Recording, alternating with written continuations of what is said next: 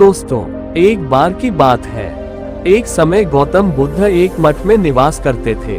उस समय एक देव रात्रि के अंतिम पहर में पूरे जेतवन का प्रकाशित करता हुआ भगवान गौतम बुद्ध के पास पहुंचा और उन्हें प्रणाम करने के पश्चात एक कोने में बैठ गए। उन्होंने भगवान गौतम बुद्ध से कहा कि मैंने भगवान से बहुत प्रार्थना की। बहुत से देवताओं और मनुष्यों ने सुखी जीवन व कल्याण का स्मरण करते हुए मंगल कर्मों के बारे में विचार किया, लेकिन हमें कोई मार्ग नहीं मिल सका है।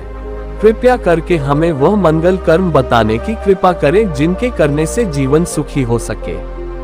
इस पर भगवान गौतम बुद्ध ने कहा है, देव ध्यान से सुनो। मनुष्यों को हमेशा क्षमाशील होना चाहिए। मनुष्यों को उचित समय पर धार्मिक चर्चा करते रहने चाहिए। मनुष्य का जीवन तब पूर्ण होना चाहिए।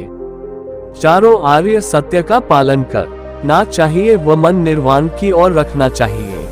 भगवान गौतम बुद्ध कहते हैं कि मनुष्य का मन सुख दुख, लाभ हानि, जय पराजय व यश अपयश जैसे बातों से विचलित नहीं होना चाहिए। शोक नहीं करना चाहिए। पवित्र व बिना भय के रहना चाहिए। भगवान गौतम बुद्ध ने इस प्रकार 48 मंगल कर्म बताए हैं, जिनका पालन करने पर मनुष्यों और देवताओं का कल्याण एवं मंगल हो सकता है। आज से लगभग 2500 वर्ष पूर्व भगवान गौतम बुद्ध ने बुद्धत्व प्राप्त किया था। उस महाज्ञान में उन्होंने पाया था कि मनुष्य का जीवन दुखों व तकलीफों से भरा हुआ है। दुख जगत में एक ऐसा सत्य है जो जीवन के साथ लगा रहता है। दुख के बिना मनुष्य के जीवन की कल्पना करना ही असंभव है।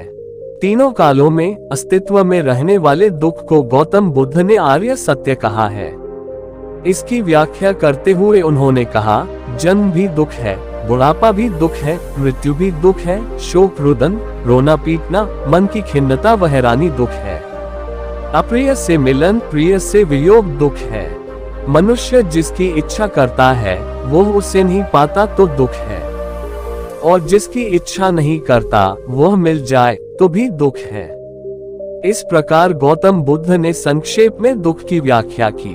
उन्होंने दूसरे आर्य सत्य में दुख के कारण, तीसरे में दुख के विनाश और चौथे आर्य सत्य में वह मार्ग बताया है जिस पर चलकर मनुष्य दुखों का अंत करके निर्वाण प्राप्त कर सकता है। उस मार्ग को अष्टांगिक मार्ग कहा जाता है।